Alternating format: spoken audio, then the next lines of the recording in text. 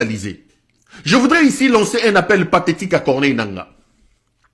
Monsieur de l'AFC, monsieur Corneille Nangaa, ça c'est un conseil d'amis. Faites attention dans ce que vous faites à ne pas négliger la température de l'opinion.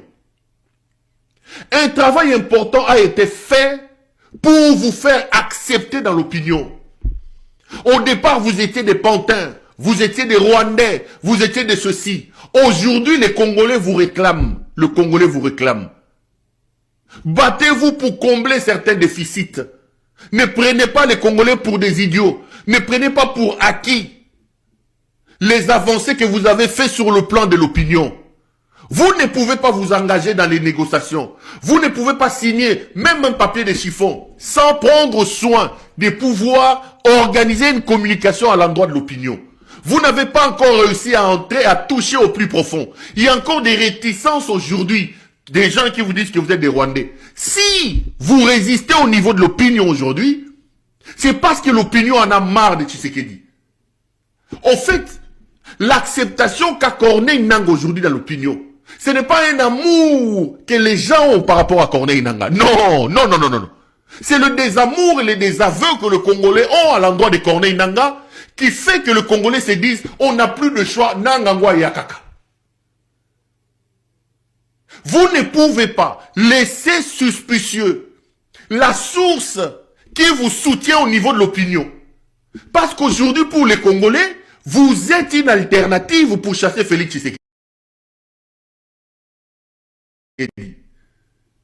Si Tshisekedi n'était pas idiot comme il est, j'assume, si Tshisekedi n'était pas médiocre comme il est aujourd'hui, l'image du Rwanda qui est derrière Corneille Nangaa n'aurait même pas 1% de l'attachement des Congolais. Au fait, ce n'est pas un amour massif, un amour aveugle, non. C'est le désamour, le désaveu que les gens ont à l'endroit de Tshisekedi. Mais à côté, nous avons qui? Le seul que nous avons, c'est Corneille Nangaa. Mais quand vous allez vous afficher avec Félix Tshisekedi, je ne dis pas que vous avez signé les accords, je vais donner. Mais je vous appelle à mettre un peu d'ingéniosité, un peu d'intelligence dans la gestion de l'opinion. Parce que vous vous affichez avec l'ennemi des Congolais, l'ennemi pour lequel les Congolais acceptent de vous soutenir. Prenez soin d'expliquer à ces gens-là que nous ne sommes pas amis, c'est pour telle autre raison. Vous ne pouvez pas rester silencieux sans mettre en place des mécanismes pour gérer la température de l'opinion. Je n'ai vu aucune communication de M23, je n'ai vu aucune émission d'un responsable de M23, je n'ai vu aucune interview d'un responsable de M23. Vous vous satisfaites, vous laissez ça. Faites attention. Faites attention. Faites très attention. Ne donnez pas l'impression que c'est un acquis. Non. Il faut vraiment travailler. Parce qu'aujourd'hui, les Congolais ne comprennent pas qu'ils acceptent même que les Rwandais vous accompagnent. Qu'ils acceptent que vous veniez avec les Rwandais pour chasser Félix Tshisekedi. Et que sans aucune explication, sans quoi que ce soit, la communication a pour rôle de rassurer les gens. Moi, j'avais un professeur en communication qui me disait tu ne feras pas carrière dans ce travail si tu as du mal à comprendre la différence entre l'information et la communication. Et il me disait l'information dérange alors que la communication rassure. Communication, dans son idée originaire, était communicare. Communicare veut dire mettre ensemble, créer des liens, créer des canaux, rassurer les gens, passer vos idées, passer vos idéaux. L'information, elle dérange par sa brutalité, par la nouveauté qu'il apporte. L'homme a déjà une certaine température, mais lorsque l'information arrive, l'information vient bousculer ce qui est déjà acquis. C'est une nouveauté. Mais la communication, elle rassure. Quand je me réveille le matin que je dis à ma femme, chérie, je t'aime. Quand tu te réveilles le matin que tu dis à tes enfants, je vous aime. Tu ne donnes pas une information à ta femme qui sait que tu l'aimes déjà. Mais tu communiques. Parce que tu as besoin qu'elle se rassure. Tu as besoin de faire élever des choses en lui. Bébé, je t'aime. Et il sait que tu l'aimes, tu l'as épousé. Et si tu le fais pas, elle réclame. Elle va te dire, mais attends, je t'aime. Mais tu sais que je t'aime. Mais dis-le-moi. J'ai envie que tu me le dises. En fait, c'est ça la philosophie. Mais attends, si je t'épousais pas, moi je suis Nabalayo, mais dis-moi que tu m'aimes. Dis-le-moi. Mais attends, tu sais que je t'aime, tu es la mère de mes enfants. Hé, dis-le. Dis-le. Parce que le je t'aime là, ce n'est pas une information que tu lui donnes. Si tu amènes ça dans le domaine de l'information, tu rentres dans le cadre de ce que j'ai dit. Parce que l'information en soi, elle dérange. L'information est une nouveauté. Tu n'apportes pas une nouveauté en lui disant que tu l'aimes. Mais tu communiques, tu rassures. L'information dérange alors que la communication rassure. On ne peut pas se réveiller un matin, nous qui vous soutenons, les Congolais qui acceptent même de vous soutenir avec le Rwandais, ils se réveillent un matin, ils voient la RTNC en train de nous pondre un papier, vous ne communiquez pas, vous ne rassurez pas, vous n'avez pas de canaux de contact avec les gens. Boété. Ah non. À protéger vos ressources, vous allez les vendre. L'accord prévoit une exploitation commune des parcs. Vous avez des parcs qui se juxtaposent. Aujourd'hui, les Rwandais, avec le Qatar, regardez sur le maillot de Paris Saint-Germain, visite Rwanda. Regardez sur le maillot d'Arsenal, visite Rwanda. Vous êtes allé faire des bruits à Arsenal. Vous avez fait signer des pétitions à Paris. Oh non, Paris Saint-Germain doit arrêter avec les Rwandais. Des gens sont des idiots. Hein. Donc Paris qui prend un peu d'argent avec ces sponsorings-là doit arrêter ça pour les beaux yeux d'Engele Kaïsi, de Félix Tshisekedi.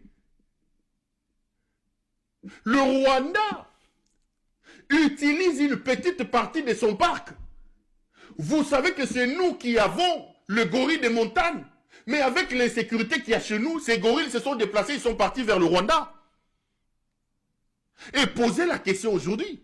Le monde entier des personnes qui doivent visiter les gorilles des montagnes, ils ne vont pas chez vous. Ils vont aller dans quel parc avec l'insécurité qu'il y a chez vous? Ils vont au Rwanda. Et toute cette manne financière est captée par le Rwanda. Cette manne financière touristique est captée par le Rwanda. Et le Rwanda, intelligent qu'ils sont, ils capitalisent.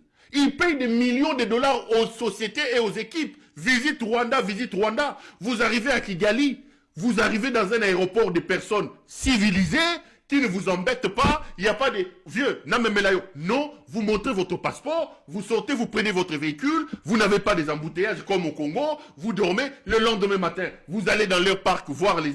Mais aujourd'hui, vous signez un accord d'exploitation, de gestion commune des parcs. Comment nous pouvons accepter, nous, République démocratique du Congo, une gestion conjointe des parcs? Ça s'est fait où? Tshisekedi vient de vendre la République.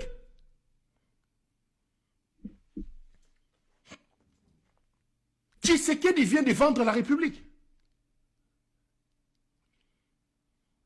Vous savez que nous avons les parcs Virunga. Il y a un problème au niveau du parc Virunga. Parce qu'au niveau du parc Virunga, on a retrouvé une véritable manne en termes de pétrole.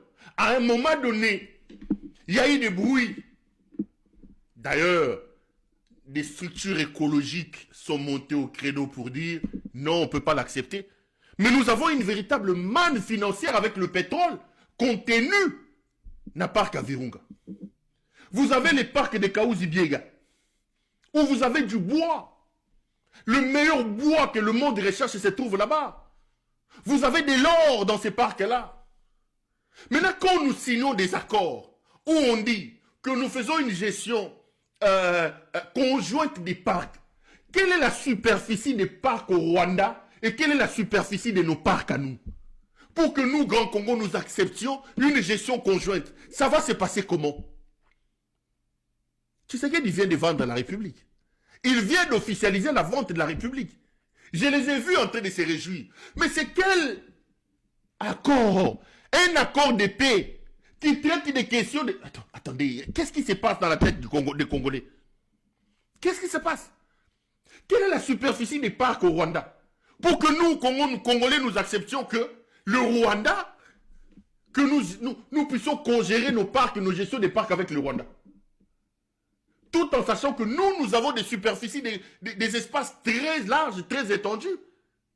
Des espaces d'ailleurs minés par des groupes armés que nous ne savons pas contrôler, que nous ne savons pas gérer. Mais ces communiqués conjoints là, excusez-moi, cet accord de principe, allez les lire.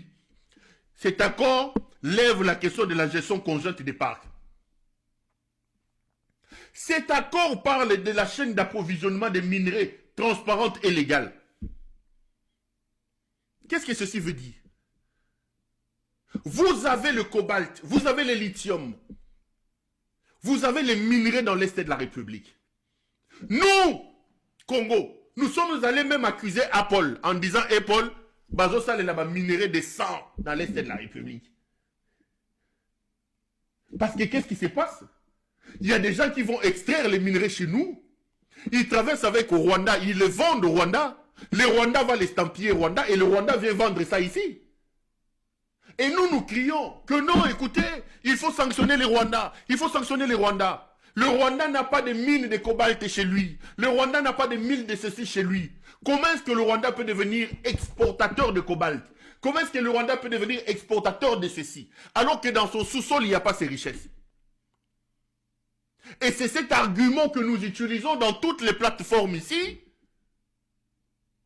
pour faire condamner les Rwandais. Mais aujourd'hui que nous allons apposer notre signature sur une chaîne d'approvisionnement des minerais, nous légalisons le fait que la chaîne d'approvisionnement de nos minerais stratégiques passe par les Rwandais qui n'en disposent pas dans son sous-sol. Mais quel est l'argument que nous allons encore utiliser aujourd'hui comme contre le Rwanda? Comment pouvons-nous encore demain aller accuser Apple en disant non, vous achetez des minerais de sang? Dès lors que vous-même, de par votre idiot du président, vous apposez la signature sur une chaîne d'approvisionnement des minerais. Mais le Rwanda a quel minerai dans son sous-sol? Le Rwanda a quel minerai dans son sous-sol? Le Rwanda a quel minerai dans son sous-sol?